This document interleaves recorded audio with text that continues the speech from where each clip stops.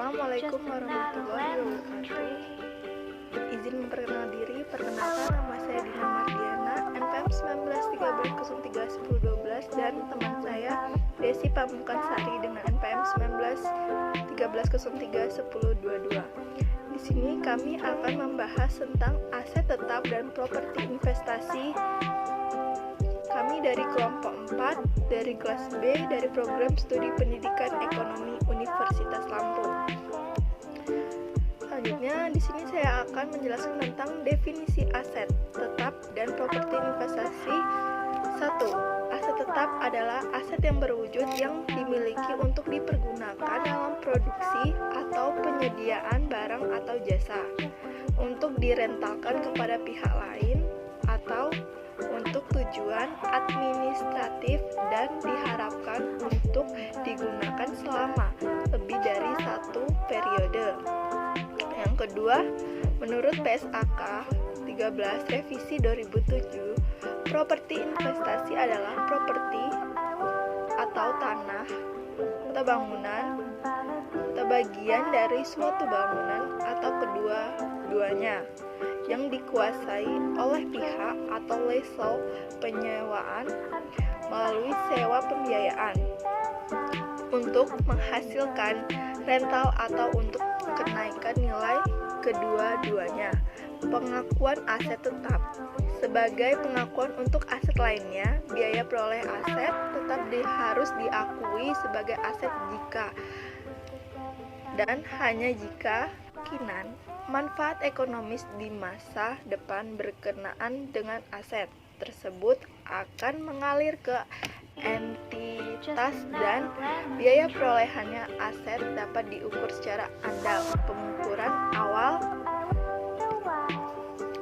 suatu aset yang memenuhi kualifikasi untuk diakui sebagai aset pada awalnya harus diukur sebesar biaya peroleh. Biaya peroleh aset tetap meliputi sebagai berikut. 1. Harga peroleh, termasuk biaya impor dan pajak pembelian yang tidak boleh dikreditkan setelah dikurangi diskon pembelian dan potongan-potongan lainnya.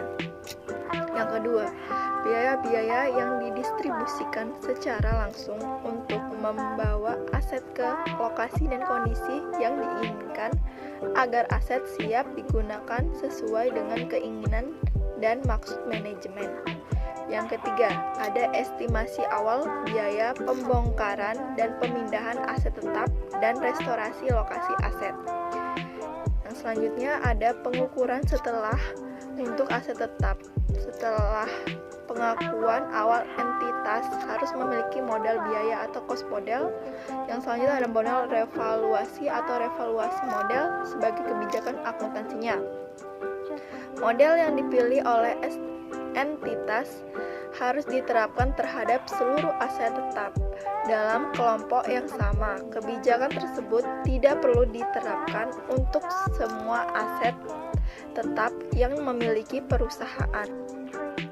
Pengungkapan untuk setiap kelompok aset tetap antara lain: 1. Dasar pengukuran yang digunakan dalam menentukan jumlah tercatat bruto.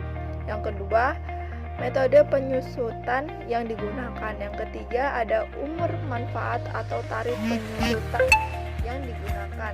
Dan yang keempat, jumlah tercatat bruto dan akuntansi penyusutan atau dijumlahkan dengan akuntansi rugi penurunan nilai pada awal dan akhir periode pengakuan properti investasi. Biaya peroleh properti investasi harus diakui sebagai aset jika dan hanya jika: 1. Besar kemungkinan manfaat ekonomis di masa depan berkenaan dengan aset tersebut akan mengalir ke entitas, dan yang kedua, biaya perolehan aset dapat diukur secara andal. Pengukuran awal properti investasi. Pada saat pengukuran awal properti investasi yang memenuhi kualifikasi untuk diakui sebagai aset harus diukur sebesar biaya perolehan. Biaya perolehan tersebut meliputi harga pembelian dan setiap pengeluaran yang dapat diatribusikan secara langsung. Pengeluaran yang dapat diatribusikan secara langsung termasuk misalnya biaya jasa hukum, pajak penjualan, dan biaya transaksi lainnya. Sekian pemaparan materi dari saya, dan selanjutnya akan dijelaskan oleh teman saya yaitu Desi Pamungkas. Desi Pamungkasari, dipersilakan. Materi selanjutnya yakni tentang model biaya properti investasi. Perlakuan akuntansi setelah perolehan dengan menggunakan model biaya sama seperti model biaya di aset tetap yang telah dijelaskan sebelumnya, yaitu dicatat sebesar biaya perolehan dikurangi akumulasi penyusutan dan akumulasi rugi penurunan nilai aset.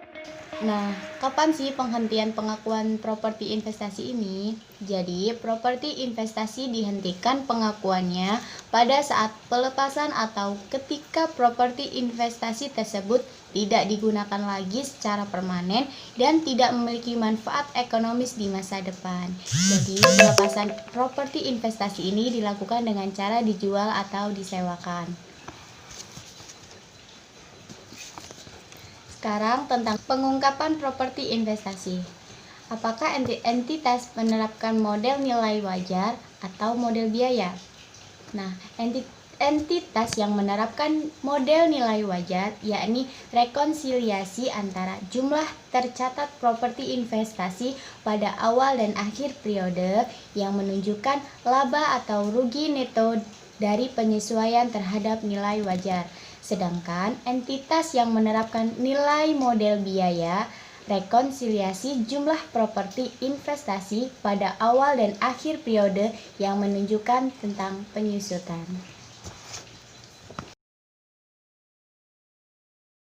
Lemon.